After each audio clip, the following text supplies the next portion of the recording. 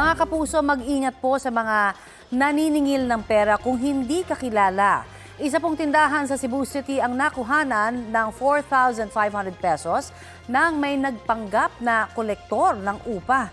Kita po sa CCTV ang paglalakad ng lalaking nakaputing damit at berdeng sombrero sa barangay Guadalupe.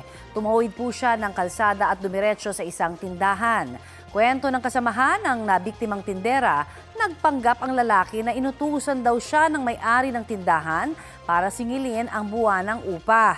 Naniwala raw ang tindera kaya ibinigay naman ang pera.